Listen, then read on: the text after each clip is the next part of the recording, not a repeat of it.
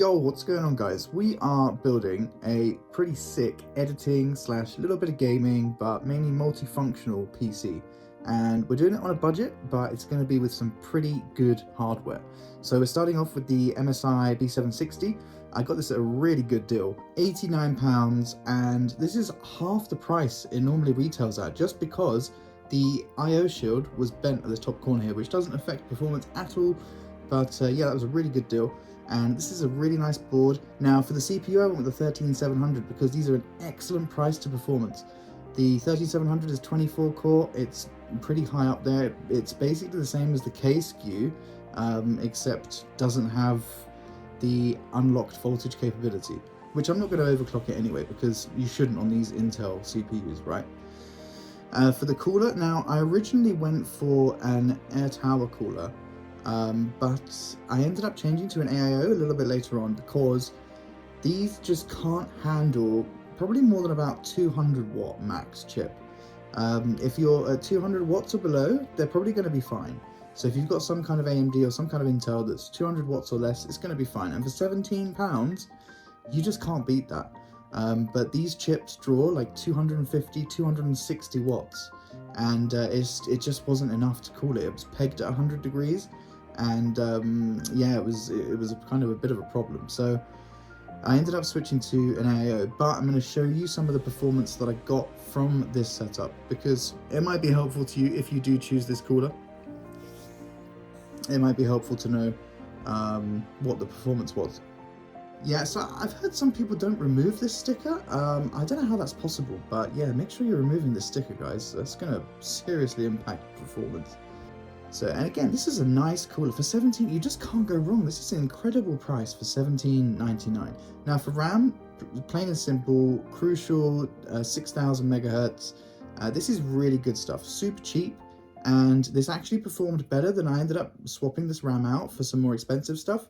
And this actually performed better. It's 6000 megahertz. As soon as you enter BIOS, right? There's no XMP or iExpo enabled. This will do 6K straight out of the box, which is brilliant. Now the cooler only comes with one fan, but you can actually add a second fan. It has the hardware, the clips to add the second fan, so that's pretty neat.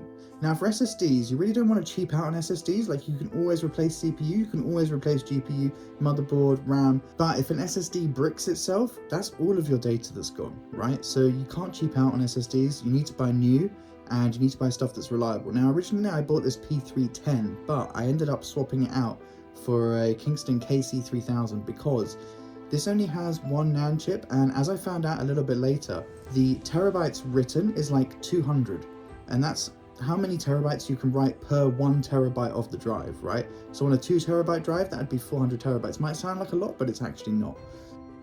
So for the second drive, I went for a Crucial P3 Plus 4 terabyte, which is incredible value. As you can see here, it's got 4 NAND chips and a generic Phison controller. But this is Crucial. It's a good brand. It's got high TBW. It's a reliable SSD, and it should last a long time. So we have lights, that's great. We have a picture, excellent, cool. So everything's working. Now you see here for a second, it just popped up. That was the Intel default stock settings, and this is what I'm running the Cinebench on. I didn't realize at first that the Intel stock settings only turbo to 250 watts for like 10 or 20 seconds, and then they drop back down to 65 watt, which is the TDP of the chip.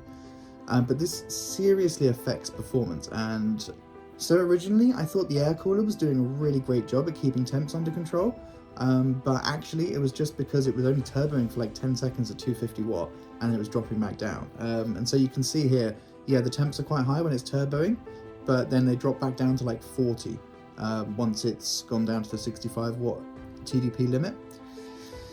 And so I actually ran a few Cinebenches afterwards. For some reason I didn't record it, but basically the temperatures were pegged at 100, all the cores were thermal throttling, and that was with the 250 watt MSI power setting. The Cinebench score was at around like 20k, which is unusual for this chip. Like normally should be around 26,000 or something, between that, but not around to 20. So you can see the CPU package power here. It turbos up 200 and what are we going to get, 220, and then it drops back down to 60. And so this is the problem, right? And you're losing a lot of performance there.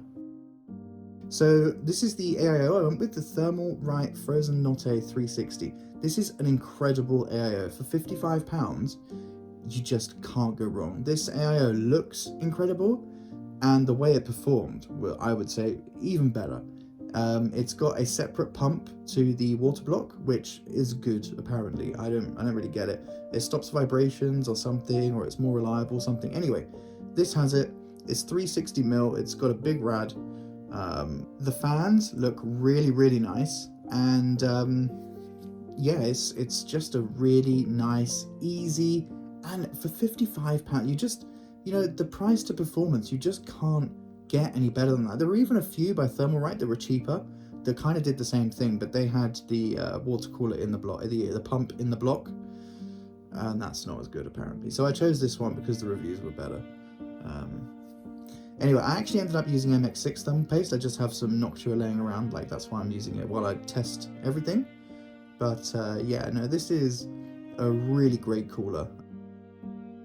So you'll see here when I'm in the BIOS settings, I actually found a way kind of to undervolt, even though it's a non-Z SKU motherboard, and that's using this digital power and load line calibration.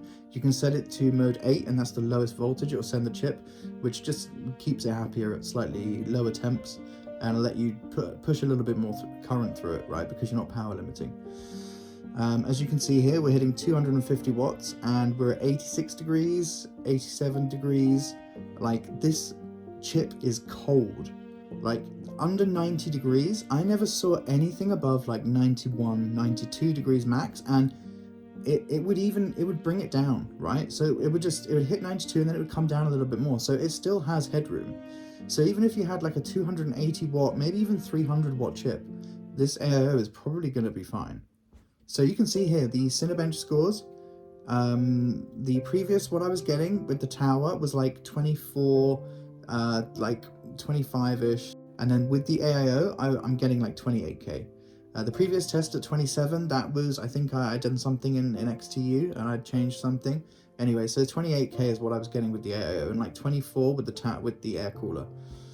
So this is a really good AIO. And now for the GPU, I actually ended up buying 2 GPUs because I bid on both of them on eBay. I ended up getting both of them, but the one I decided to keep was this really nice looking 3080 MSI Supreme. It's got the really nice brushed aluminium, brushed titanium look to it, and for £286, the price to performance for this card is really great, right? This beats a 4060, this even beats a 5060 Ti. In some areas, some of them, they're kind of trading blows with each other, but that's really great, right? It's got loads of CUDA cores, it's got loads of RT cores, and it's a really pretty looking card, right? It just looks really nice. It looks nice vertically mounted, it also looks nice. I prefer actually horizontally mounted, just standard. But the only problem with the 3080 is it does consume quite a lot of power. So even stock in Unigen is consuming 340 watts. That's nearly 500 watt from the wall. You can see, like, it consumes a lot of power, but it does stay relatively cold, like 60 degrees on the core, 78 on the memory, 76 on the hotspot. Like, you know, it's way under its 86 degree thermal throttling. The score for Unigen Valley was a little bit low because I had anti-aliasing and a few other options enabled, which you're not supposed to apparently, but I didn't know. But anyway, we also do 3D Mark Time Spy because that is a real stress test on the card. The card consumes like 30 or 40 watts more power when doing Time Spy compared to Unigen. Unigen doesn't actually stress the card that much.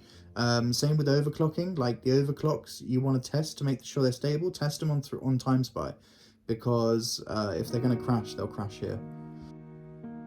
And we got, for a stock setting out of the box, we're getting a score of 18270, which is really good. Now here is where I made a little bit of a mistake because I was trying to save some cash on the power supply. This is supposed to be a 650 watt power supply, but it's not. They just lie. They just say 650 watt. It's actually just complete rubbish. Don't buy it. It's actually like a 400 or 450 watt max power supply, and also it's really inefficient. I saw it draw 100 watt more than the other power supply just on the CPU benchmarks, right? As you can see here, it just shuts off. It won't even run just Unigem Valley, which was, as we saw from the CX550, the power supply before, that was drawing under 500 watts from the wall.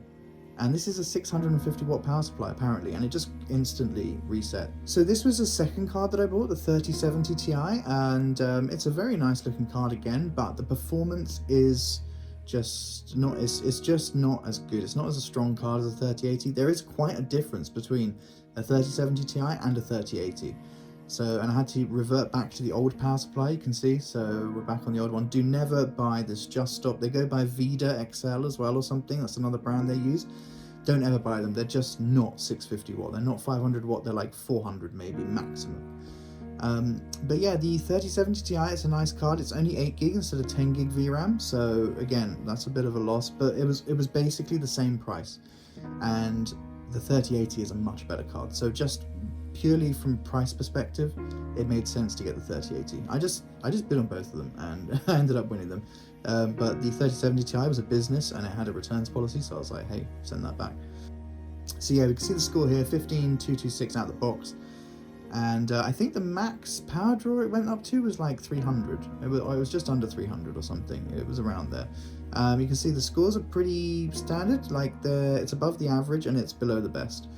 But I'll just put a very quick overclock on it, and we'll see kind of what score we get from that. So I put 190 on the core, 250 on the mem, and 106% power limit. And we instantly went up 1,000 points. So that's a really good, quick and easy overclock. It's going to be using more power. I like to undervolt my cards a little bit, but as I said, I'm not using this card, so I didn't bother much with it. I'm just going to show you kind of what it can do on its max setting. So I then bought the CX750. It's a little bit more expensive. I mean, it's twice the price of the power supply that didn't work, but you know, it's actually a real power supply. Now I ended up changing this system almost completely. I'm actually going to put a second video out, but yeah, I ended up changing this whole system around because of a huge problem I had. I won't spoil it, you guys can find out in the next video, but we do replace a lot of components. So I just want to see what the idle power draw of this 3080 is. With the 3070 Ti, we're around 15 watts at idle, and for the 3080, it's around 19 to 20 watts. So it's not too much difference, but you know, there is a little bit there. And again, for Time Spy, I just wanted to see what this card would do with just a little bit of an overclock, right? I messed around with the settings on this card for quite a long time. I did quite a few runs of Time Spy, and I got a pretty good score at the end of it. So this is stock again, 18308. It was like 182 last time, so you know, we're within the margin of error there. And yeah, you can see the temps were really great. 60 degrees on the core, 70 on the mem, 72 on the hotspot. That's like a 10-degree delta between the core and the hotspot, which is fairly normal. So there was no need to replace any thermal paste or anything. It is getting a little bit old, like the thermal paste is a little bit old, but there's no reason to replace it. It's nowhere near its 86-degree T-max, so 19103, so that's basically 1,000 points above. And this was really simple, 100 on the core, 200 on the mem, and 116 power target. And again, I was just kind of refining it. The most I ever got was 19,500, and that was by changing the voltage curve. I actually undervolted it to like around 1,000 millivolts, and it was a plus 100 on the core and like 200 on the mem, with the power target at 116%. And the best I ever got was 19.5.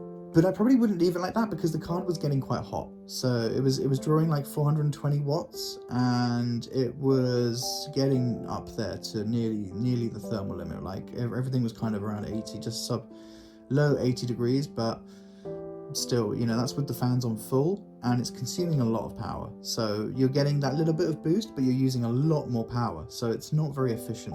So that score was just from 130 on the core and 300 on the mem, again with the power limit set at 116. Now these fans I got for the case are really great. They're up siren reversed, so they're intake fans, right? It's very hard to find intake fans, especially for a good price. So these were really great. And the case as well, the Game Max Infinity Mid Tower, this is a £60 case and it has 2 glass side panels. That you just can't beat that price. It's an excellent price for this case. The case looks great. Now, the AIO actually didn't fit in this case. Well, it did fit, but it wasn't meant to fit. I had to kind of just basically jam it in there. And yeah, it wasn't meant to fit, but it's fine in there. So the only problem was it wanted about ½ a centimeter more clearance. So you can see here, it actually bowed the top of the case a little bit. But I mean, if I hadn't mentioned it to you, you guys probably wouldn't even notice. So I'm putting in the CX750. That's what I decided to put with this build. And this fan controller was actually really great for £7. Again, it's got like 10 fan and RGB headers. So this is the KC3000 and this has a DRAM chip. It's also double-sided as well. So I think it's got 8 NAND chips. I never took the sticker off, but they're on both sides, right? So it's like quad channel or whatever the NAND can be in. It's a very highly rated SSD. I recommend you get it if you can find it at a good price. Now I actually had to go with 2 90mm fans for the rear exhaust because the vertical mount GPU was too high and it wouldn't let you put 2 120mm fans in there. So I actually ended up not using this vertical mount, but I'll show you guys installing it anyway. It kind of pushed the card out too much at the back, which I didn't like, and I actually think the system looks better with just a normal horizontal mount. Like the RGB on the card at the top actually looks better with it being out. So I had to buy some dust cover sheet. Really cheap, this stuff. It's great if your case doesn't come with dust covers. Those top fans are supposed to be exhaust, but I'm using them as intake, so I had to use a dust cover on the top. And there is a good reason why I'm using mainly more intake than exhaust, and it's all to do with a positive pressure in the case. I wanted a positive pressure in the case because this is going to be in a kitchen where there's lots of steam, there's lots of grease in the air and stuff, so I need that air that enters needs to be filtered, right? So there needs to be a positive air pressure inside the case so that no unfiltered air is getting in. And you can see here, like, all of the panels fit perfectly, even though there is a slight gap at the top. The only thing I had to do was I had to bend the top panel just a little bit to contour it to the same as that kind of wave you see in the top. But if anything, I think it actually adds some personality to the case. The case is quite square and boring otherwise. So yeah, this is the first time I turned the system on and it looks really great. It's a bit of glare because I've left all of the protective films on all of the glass and all of the fans, etc. But this looks really great. So I actually ended up taking the vertical mount out and using just a standard horizontal, which means I had to buy some PCIe blanking slots because I'd actually had to cut the slots out, right, to mount the GPU vertically. Again, it's more faff. That's why I don't recommend it. And also, it wasn't a very stable, right? It was a very flimsy kind of construction because it was a cheap riser. And plus, getting behind the card is really annoying. Like if you have to change SSD out or something, it's really annoying, the whole process to get that out. So this is with the horizontal just stock mount, and I think that looks a lot better. You can also see there's 2 120mm fans in there now, and again, they match with the rest of them and they just look great. They look much better than the 2 90mm I had in there before. And they're also intakes again, which is what I wanted with that overall positive air pressure. And I actually bought the GPU pillar support. I bought it a little bit too short, so I bought a longer one, but I messed up the order. So this is the price list. So the total price under £1,200. And remember, this is with 6 terabytes of new NVMe storage. So in the next video, I'm going to go through. I actually changed out a lot of hardware, and there was a good reason why. It was a very difficult to find, but there was a very big reason that caused a lot of problems. So you guys can find it in the next video if you like this kind of stuff. I've actually got a PC that can edit videos now, so I'm going to be putting out content more regularly, maybe every week or so. So if you guys like this, or you like technology, DIY stuff, mechanic stuff, you like car stuff, please go ahead and subscribe, and I will see you guys in the next video.